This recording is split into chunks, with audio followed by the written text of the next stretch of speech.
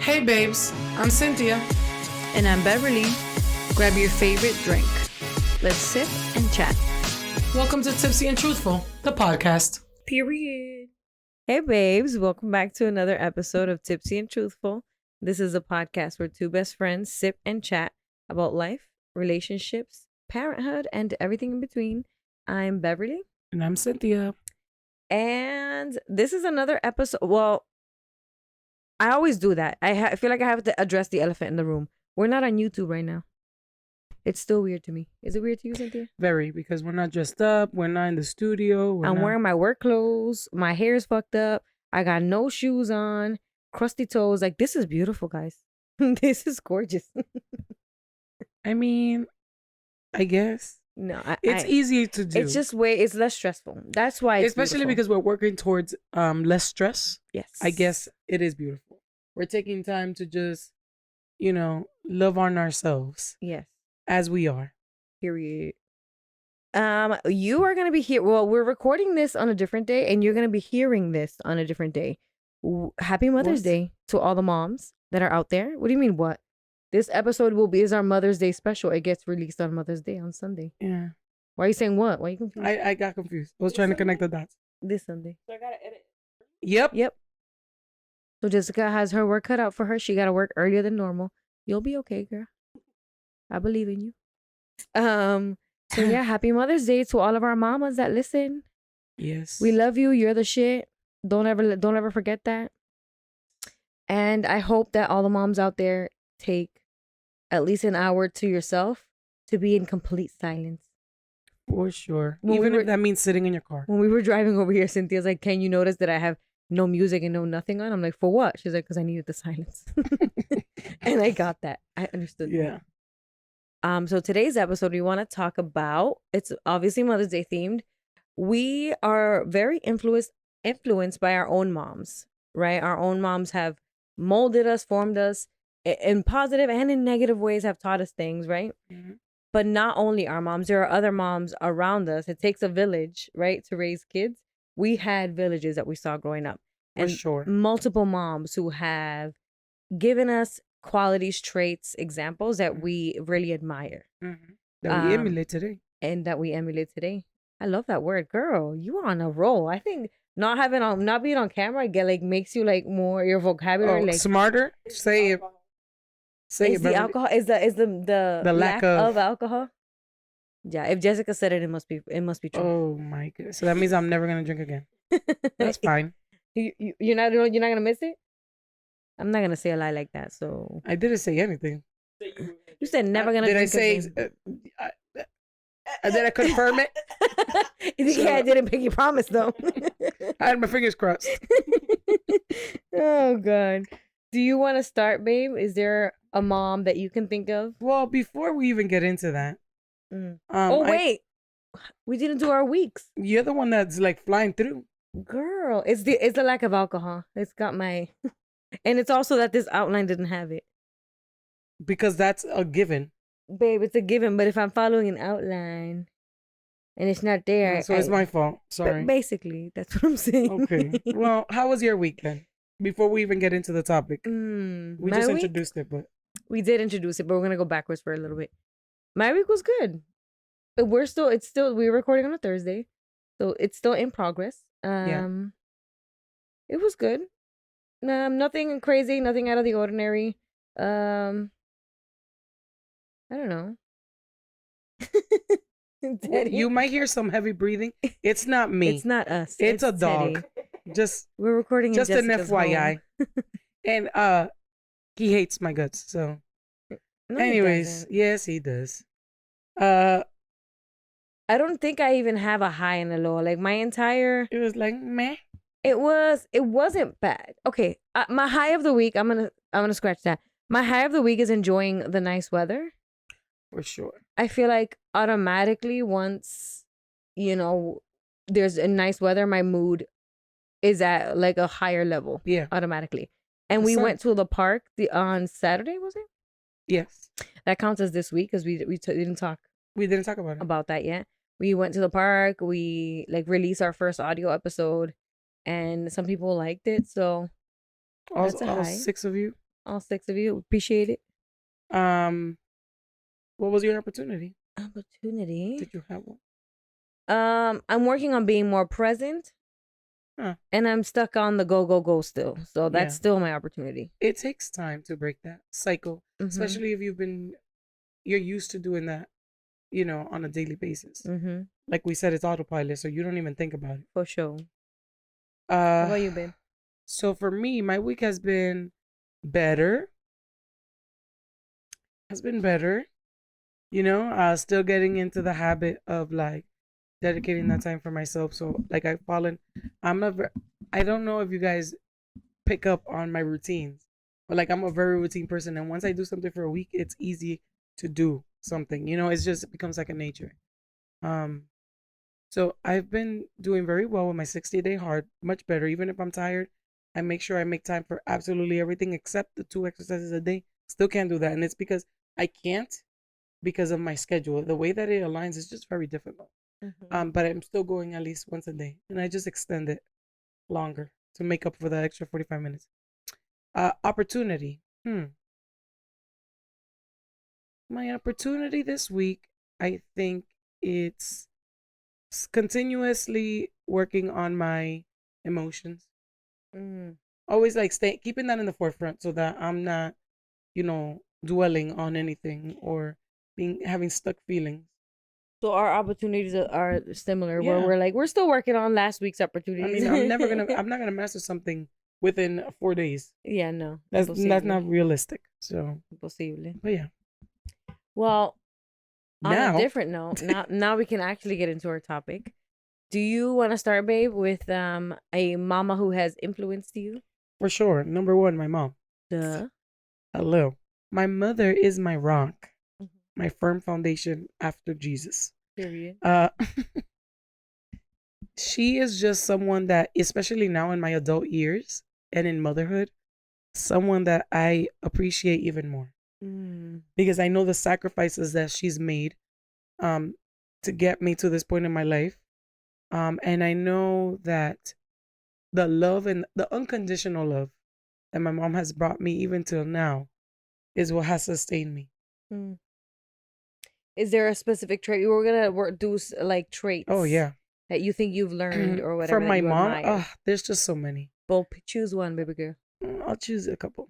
So my mom, one of my mom's best qualities is her wisdom.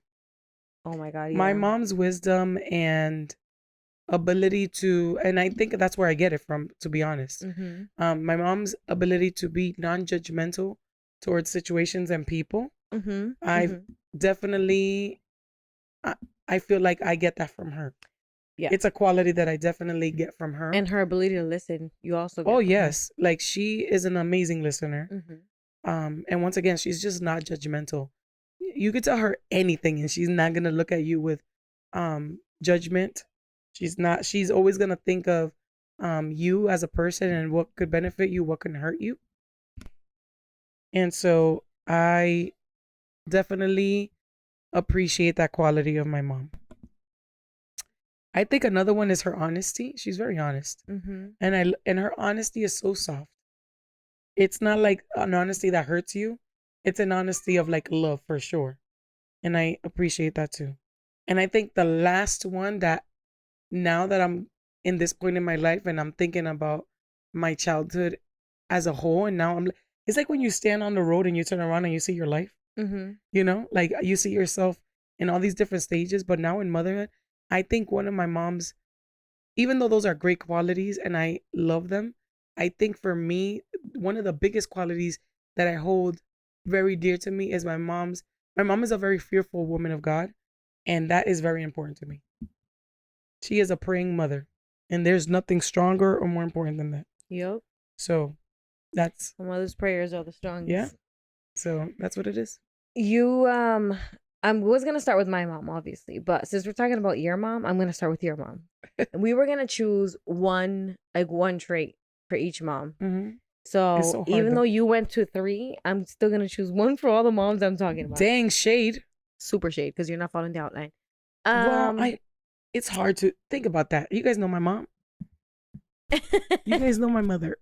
I know your mom. I know. And all the moms we're gonna talk about are freaking awesome. True, but it's my like mom is my mom. I feel like I want to focus on like the one biggest thing that I'm gonna carry from each of these moms. And since we're talking about your mom, for your mom, I think it's the way she nurtures.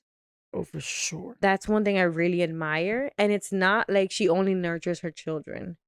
Jessica's is nodding. Yes, we went to Dominican Republic and we went to her house.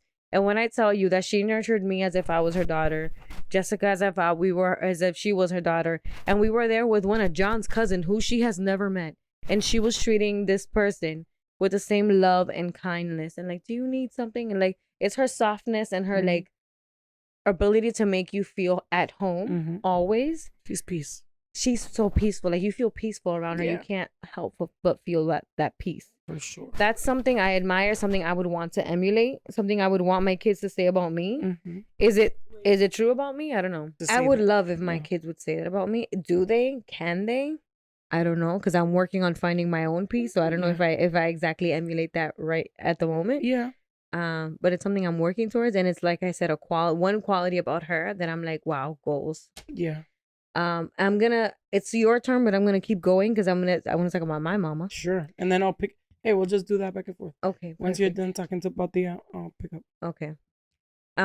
So my mama is so strong. My mama is like, we have had ups and downs, me and my mom, honestly. I still wouldn't change anything about her. Like, I understand her. My thing with my mom is I understand why she is the way that she is. Yeah. I understand that she's been through so much and that she has done her best. One thing that I truly admire about my mom is her honesty. That's one thing that not only do I admire, but I really try. Like, that's really important to me to be with my children the same way. Like, it's one of those things where it's like, no, if my mom said it, it has to be true. Like, I never doubt anything that my mom says. Like, she would never lie to me.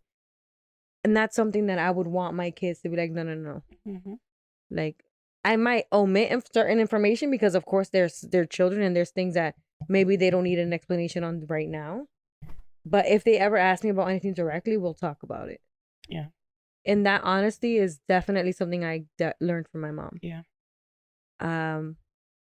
I was actually gonna say the same thing. It's funny that you said about that. My mom. Of course. Yeah. Tia is very honest. By the way, if you hear me say Tia, I'm talking about her mom. She is very honest, and I, even in situations where like, it might be rough. You're like, damn, you're gonna say that now. I'm like, that's the truth. That's and I do admire that because it takes a certain amount of boldness to be that honest and courage. Yeah. To be that honest, and so that's definitely a quality that I appreciate from Tia. For sure. The next person I want to talk about is my aunt. So my mom has a twin. My mom and my aunt are twins, and that aunt specifically, the thing that I admire most about her, and mind you, these are all my moms in different versions. These are all moms that I feel like have raised me, have been, again, the village that have made me into who I am today. The thing I admire most about her is her friendship with her daughters. So yes, of course, my cousins Evelyn and Michelle are now adults, and I've seen their friendship evolve from like when they were younger to teenage years to now adults to one of them has their own children, and she's been able to like really be in tune with like being there to listen to them. Like the amount of honesty that they have with each other, the things that they tell each other as mom and daughter are some of the things that they talk about I would never talk about with my mom, if I'm gonna be real. Not because like I'm not honest or my mom isn't honest.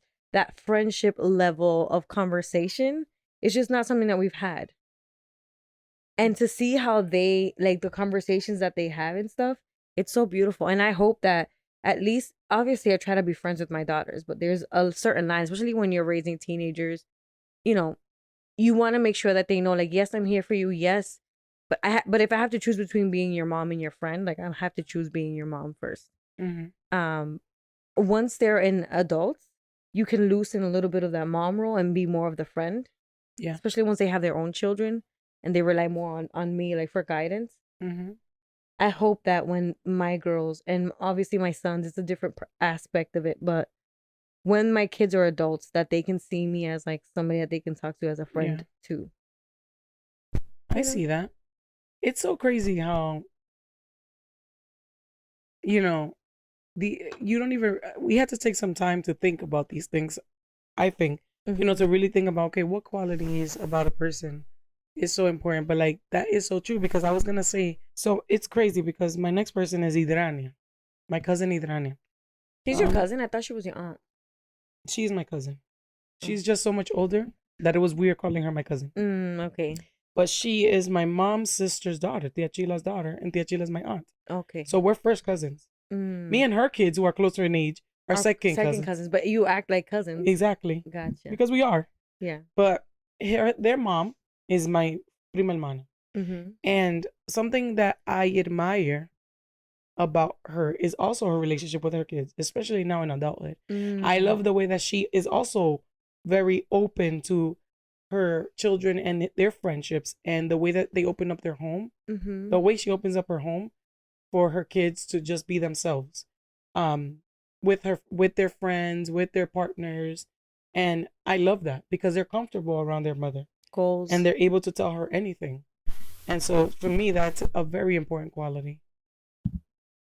That's definitely goals. The part where you said that she opens her home for her kids, like partners and friends. Yeah. When we get to that point, obviously, I hope my kids would feel like that comfortable. Like my house is our house. You know? You said one time in this episode that you're gonna win over your in-laws. Oh, for sure. So that they can spend all the holidays in your house. Same plan. Oh, now you want to hijack my plan? I'm hijacking. It's a good plan though. Yeah, but the thing that I didn't like, that was in the mother-in-law episode. You were like, I'm never gonna have issues. I'm gonna be the best. I'm like, you're gonna have issues, girlfriend. I'm not okay. I get what you're saying. I'm not that I'm not gonna have issues, but I want to create a space where I think my in-laws feel like, hey, I feel comfortable. I'm welcome here. This is my second home or my third home, because if they have their parents and they have their own home, they could always come to mine also and have home and peace and whatever it is that they need with me also. You know? Yes, I get that. Whose turn is it? Mine or yours? Yours. Another mom in my village is my aunt Eugenia. So again, the village, she's my aunt, but she was another mom to me. Like, these are all women that I greatly respect. And the thing about her that I admire the most is our last episode, we were talking about masculine, feminine. I feel like she is the perfect example of a woman who knows how to live in her femininity, and her husband is in his masculinity and allows her to do so. They're the perfect example of that balance and of thriving and living like their happiest life, because each of them are allowed to just be in their roles. Yep. You know? I admire them too. I admire them too. She's so soft. Like, I don't even know the right word for it. Soft doesn't even seem like the right word. She's also very nurturing. It's all of the things about femininity. Yes. That I want to embody. Yeah. She has them all. Yeah. For sure. Right? She has the creativity. She's nurturing. She knows how to express her emotions. She, like, everything. So that's why I couldn't pick one quality. The quality has to be just the femininity. The fact that she embraces it and she's powerful in it. Yes. Yeah, that's what I admire about my tia. Yeah. That's a good one. All right. My next person is my sister. My younger sister became a mother before I did. And watching her grow in that role has been a great blessing, to be honest, because I've seen her mature and grow up and just become such an amazing woman, such an amazing mom. And I think one of the qualities that I respect that my sister has is she's very I'm trying to find the right word. She's a go-getter. She's very strong. She is like, where there's a will, there's a way kind of person. And I feel that in her mothering, she is the same way. She finds a way to make any situation work. Her positivity is so fucking inspiring. Yeah. Because if she's going through something, you won't you won't hear her sit there and whine about it. Yeah. She'll address it like, hey, I have this issue, but I have this solution also. Mm-hmm. Like, yeah. You know, that's something that I work on, my complaining and saying and complaining. Yeah. She doesn't do that. She's like such a positive person overall. Yeah. That even when she's going through something, even when she's going through something, she's like, but it's okay though. I'll figure this and this and that. Mm-hmm. Like, it's beautiful to watch. Mm-hmm. And she's always been that way. And I love that about her, you know, and especially in that role of motherhood. I hope that my niece and my nephew pick that up also, because man, she is not scared to try things and fail and pick herself up. Period. You know, and I love that. I need to mention my sister too. My sister Daftali has 2 sons. And I don't think I've ever met another mom who's as dedicated to their kids' learning. She carves out time for reading, for teaching. Like my nephew is a genius. He knows like every single dinosaur, their scientific name. He learned how to read at a super early age. Like 2, 1.5, 2. Super early age. Literally could read out like. Yeah, anything. Like he would sound it out if he didn't know the words. And these are not things like you're not born with these skills. My sister dedicated time to reading, to let's sound out this word. And like, it takes a lot for you to have the patience and for you to make time, because nobody has the time. You have to make the time to sit with your child and teach them these things. And that's something I truly admire about her. Years before their time. Yeah. My nephew definitely knows a lot more than anybody his age. I'm pretty sure anybody that I know his age. He knows more than Cairo, and Cairo's 6. How old is Anthony? 4. Is he 4? No, 5. 5. He just turned 5. So yeah, that's something I really admire about her. Cynthia's. All right, and my last person is no other than my BFF, Beverly. Can I say your whole government? Yeah, I don't care. Beverly Cepeda. My government. Yeah. Wow. One quality. I can't. What do you? I can't encompass you in one word. Stop it. Don't make me cry up in here. Well, it's true. I'm not ready.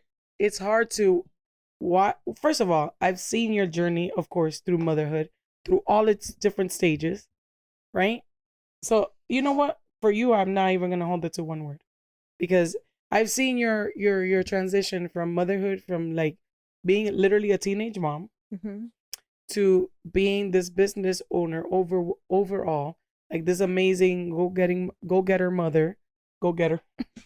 You know, just like such a you're really a strong person. Sometimes I sit there and I watch, and I've told you this a million times, but sometimes I watch you do things and I'm like, how the F does she have the energy, the mental capacity, and the time to fit in all this in one day? I don't understand. And you do. And you do it so gracefully. Gracefully? You do it gracefully.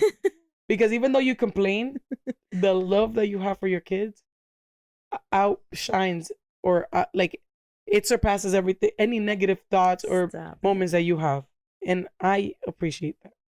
So I love the way that you are with your kids. I love the time that you dedicate to each of them. You understand that they're each different, that they need different things, and you try to cater to each one of them as their individuals. Not like I just have 4 kids and that's it. I got 4 kids. And I love that. I love that you realize that they're 4 different individuals and they have different needs that need to be met. And that makes your job harder, to be honest, because you have to, like, what's the word I'm looking for? You know, basically make a curriculum for each one and then tackle the plan. You know, it's hard. And so seeing you do it, it's just amazing. So I appreciate you for saying that, babe. I appreciate seeing you being that kind of mother. Because we need more mothers like that. I'm fighting back tears over here, guys. Don't fight them. I don't want to become a hot mess and then be sniffling all over the mic. You did that last week. It's okay. Yeah. Thank you. It's hard. It's hard to try to be present for 4 completely individual humans. Yeah. It's hard. I know it is. But you still I definitely try. Yeah. I definitely try to carve out at least some time for each kid each day, you know? And I need to talk about my best friend, Cynthia. So Cynthia became a mom way after me. And the amount of things that I've learned since watching her with her son, you would think it was the other way around. You would think that she had Cairo first, and then I had my rico muchacho.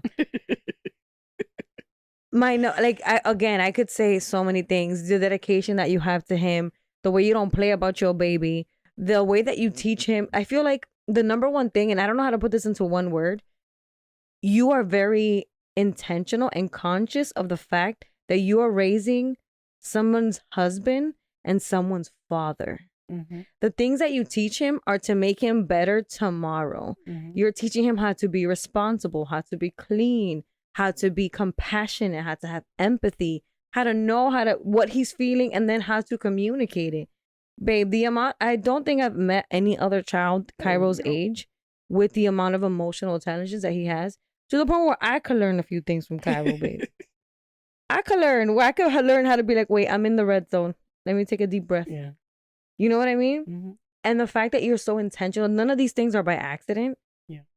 And I know why. It's because you asked God so much for Cairo that God waited until you had all the tools in your tool belt to mold Cairo to be this. The woman, yo no soy jodona, dique.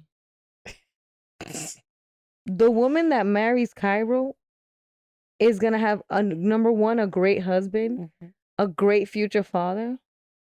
Also, a set of eyes on her. Like, mira, cuida con mi Cairo. Because, like, this is such a beautiful human being. He's only 6, almost 7.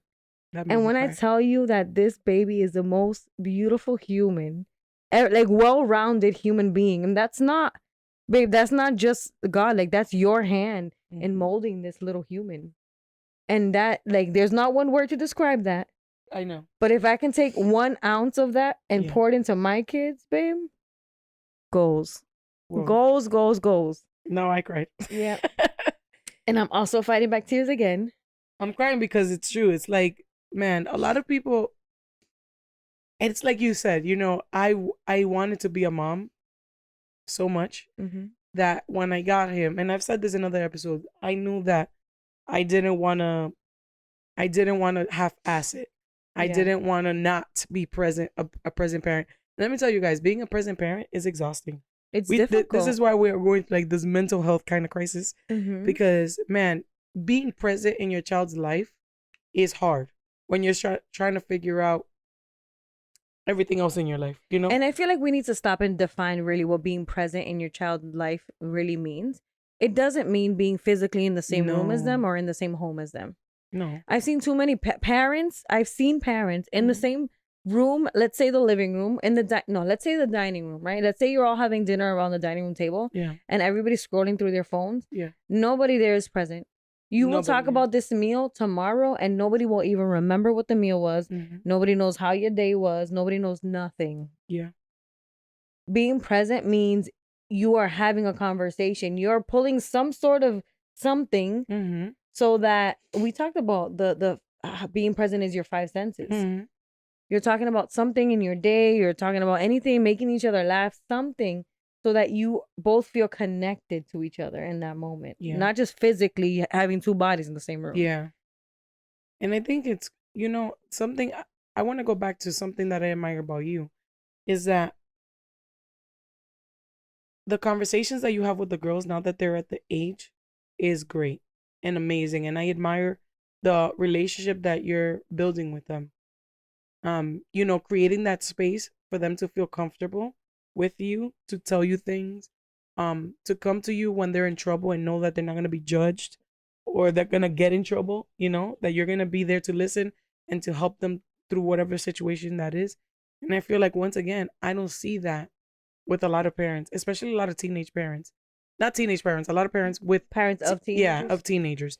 Because when we look around and you get on social media and you get on, I don't know, just the news and everything that's going on, a lot of parents is like, oh, I had no clue. I had no idea. Yeah.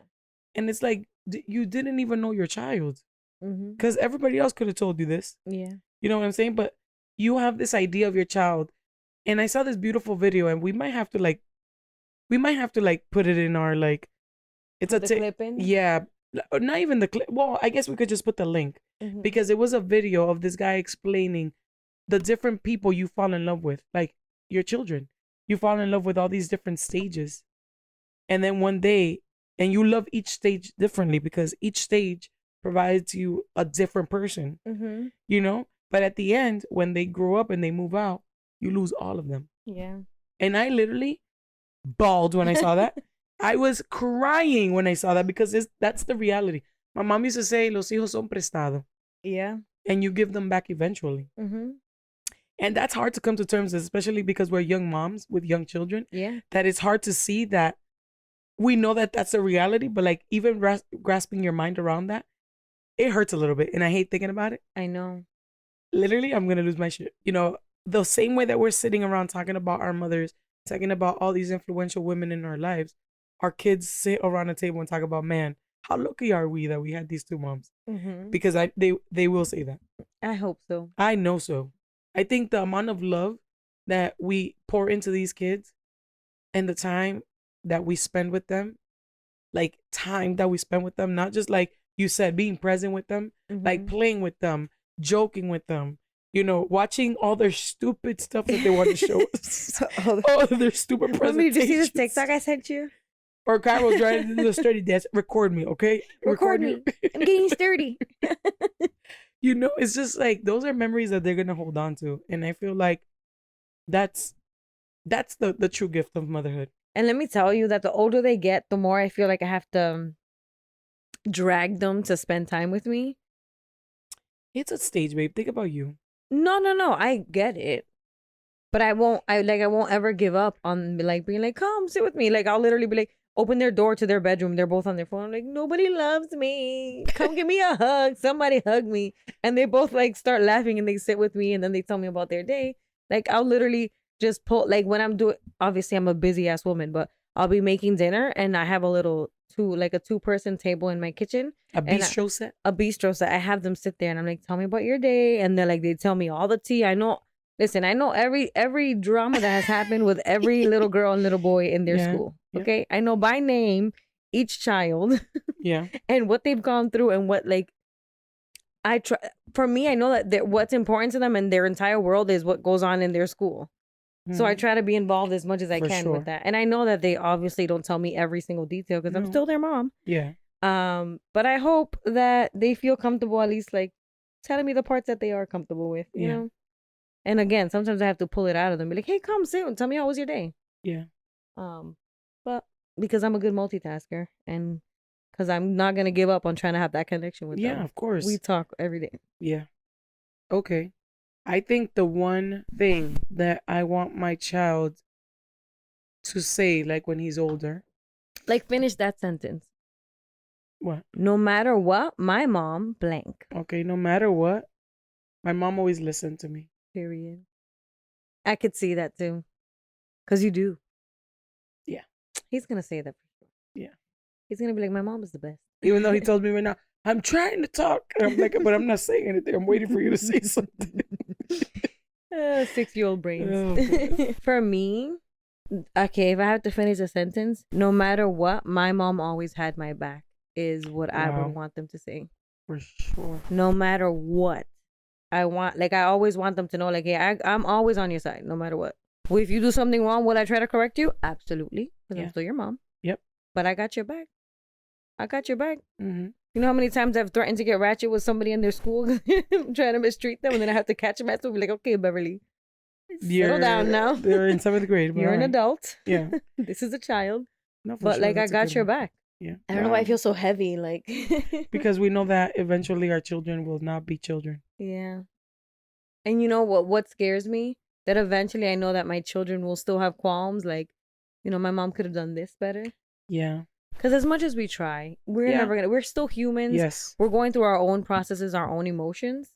And I know that there's still things that I could improve on. Mm-hmm. You know, and I'm trying not to kick myself in the butt about them every day, but they're still there. Mm-hmm. That kind of scares me. Honestly, yes, but you know, they're gonna have stories for days just like we did when we were growing up. Yep. That's what made our childhood so colorful and fun and beautiful. I was gonna say The Village.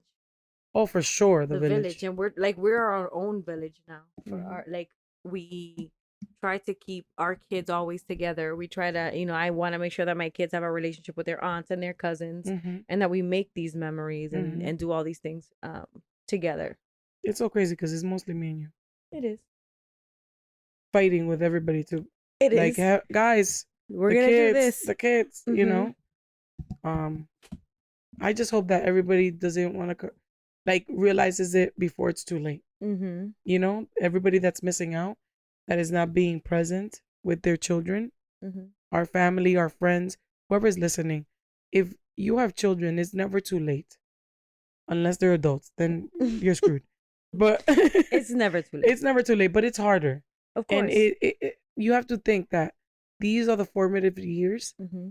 that your children carry for the rest of their lives, and a lot of times this is going to determine how they parent, whether it's good or bad. Yeah. Whether they do the same as you or the complete opposite. So you Or a want to be combination. or a combination. Yeah, some So you want to qualities. be mindful of what kind of, we're talking about mothers, but I want to say in general parents we are. Mm-hmm. You know, we have to be careful that the things that we tell our kids, that we are walking examples of that. Because a lot of times people are like, no haga esto, but like they're doing the same thing they're telling the kids not to do, they're doing it. Yeah. And so you're a hypocrite at this point. And you're And not your leading child is by not going to example, trust you. right? Because they're like, you're such a lying piece of shit. You tell me not to do this and you're doing it. Mm-hmm. So like, why you and not me? So we have to be mindful of that. But with that, you know, I want to celebrate mothers. Yes. No matter how young, old, if you want to become a mother, if you are, I'm sorry, babe, to interrupt you, because something just came to my mind. Mhm. And this message, I don't even know if this message is from me or if it's from God, but even though it's Mother's Day, I just want to address moms who are yet to be moms, who want to be moms, and maybe the timeline isn't matching what they thought it would, as far as becoming a mom. I just want to assure you that maybe it's because God is trying to equip you with the right tools. Amen. God is giving you the tool belt and every tool that you're gonna need for this future child of yours. For sure. So don't fret. Happy Mother's Day to you too, because in the future you're gonna have your baby. Yeah. And you're gonna have all the tools, and you're gonna be like, now I get it, God. I get why Yeah. I waited. Well, why I had to wait like this long. Yeah.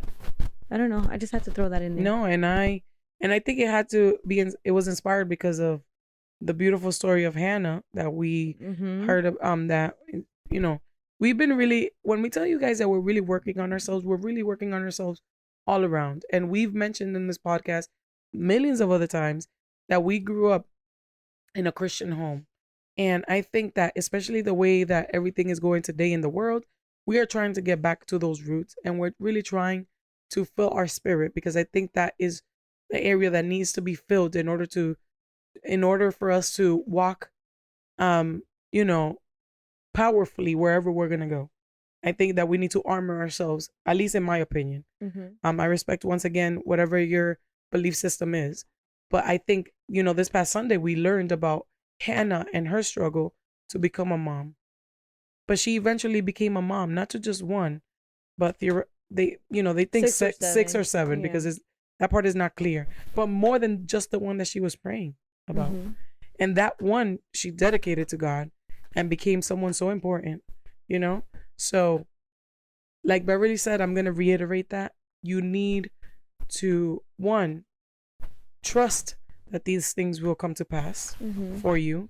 But when we say trust, we also have to walk in that trust. You can't just say, I trust that this is going to happen, and then worry about it constantly. That's not how trust works. No. Trust that these things will happen for you, and they will. You trust it, you let it go, and that's it. Right. And that's it. Right. That was an unexpected message that I don't know, but I think it needed to be in this episode. For sure. So happy Mother's Day to all of our mamas out there. Happy Mother's Day. We love you. We appreciate you. You are the best, and your kids are so lucky to have you. For sure. You're the mother that you're supposed to be. Period. So on that note, thank you for not getting tipsy with us. But still keeping it truthful. Bye, guys. Bye.